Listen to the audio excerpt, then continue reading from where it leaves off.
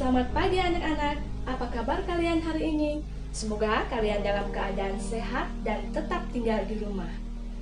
Pada pembelajaran kali ini kita akan belajar tentang perubahan energi yang terdapat dalam buku tematik 4I, subtema 2. Apa saja sih contoh perubahan energi itu? Terjadi pada alat elektronik apa saja? Nah, supaya kalian dapat memahami materi ini, Ibu harap kalian dapat menonton video ini sampai selesai.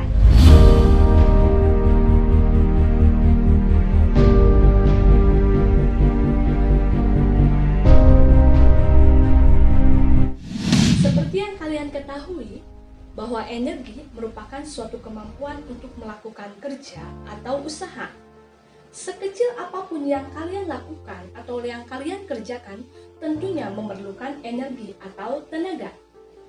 Nah, perlu kalian ketahui bahwa energi itu tidak dapat dimusnahkan atau tidak dapat dihilangkan.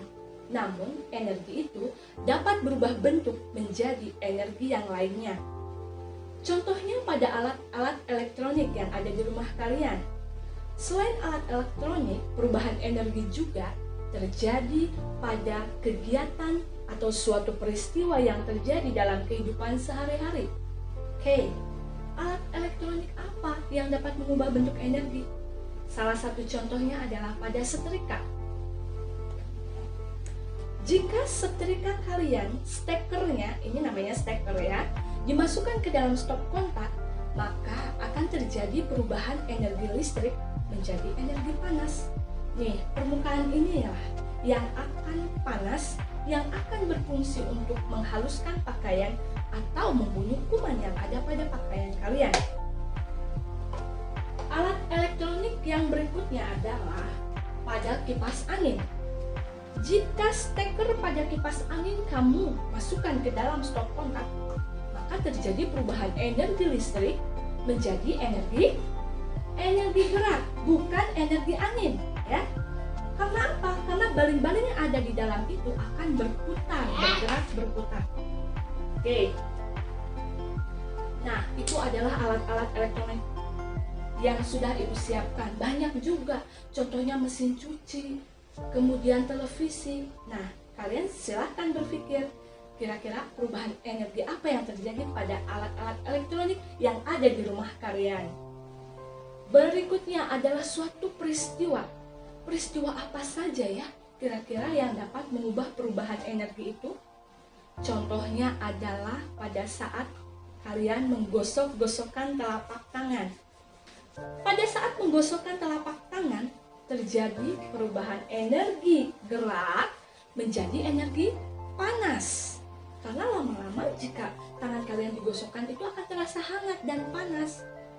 Ini bisa dilakukan jika kalian sedang mengalami kedinginan. Oke, kemudian peristiwa apa lagi? Pada proses fotosintesis pada tanaman.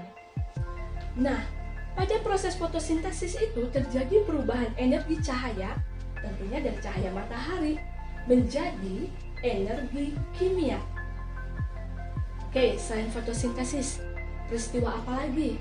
Contohnya adalah pada saat eksperimen kertas spiral yang pernah kita lakukan di semester 1.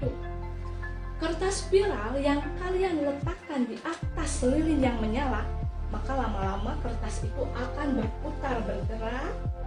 Nah, itu membuktikan bahwa terjadi perubahan energi panas menjadi energi gerak. Oke, dalam kehidupan sehari-hari, manusia tentunya memerlukan energi. Energi yang diperlukan oleh manusia itu ada banyak. Yang akan kita bahas sekarang ada 6. Yang pertama adalah energi cahaya. Energi cahaya itu didapatkan dari cahaya matahari. Banyak sekali kegunaan energi cahaya. Contohnya untuk menerangi bumi, untuk pembangkit listrik, kalau pada tanaman untuk membantu proses fotosintesis. Nah, sedangkan pada malam hari tidak ada cahaya matahari. Manusia mengganti cahaya matahari itu oleh sinar lampu, oleh lilin, atau oleh lentera. Oke, yang kedua adalah energi panas. Tentunya energi panas dan cahaya terbesar di bumi ini berasal dari matahari. Energi panas itu memiliki banyak sekali manfaat. Yang pertama, dapat mengeringkan pakaian, dapat mengeringkan ikan asin, kemudian dapat menghasilkan vitamin D bagi tubuh kita. Yang ketiga adalah energi gerak. Energi gerak adalah energi yang dihasilkan dari benda yang bergerak. Sumber energi gerak yang berasal dari bumi ini berasal dari air dan angin. Gerakan angin contohnya itu berfungsi untuk menggerakkan perahu layar, untuk menggerakkan kincir angin. Pada gerakan air, gunanya adalah untuk menggerakkan kincir air, untuk membangkitkan tenaga listrik. Oke, yang keempat adalah energi bunyi. Energi bunyi itu dihasilkan oleh benda-benda yang bergetar.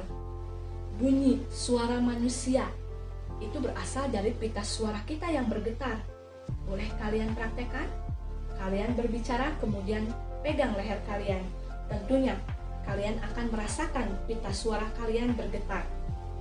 Kemudian contohnya adalah pada alat-alat musik. Alat-alat musik ini merupakan sumber dari energi bunyi.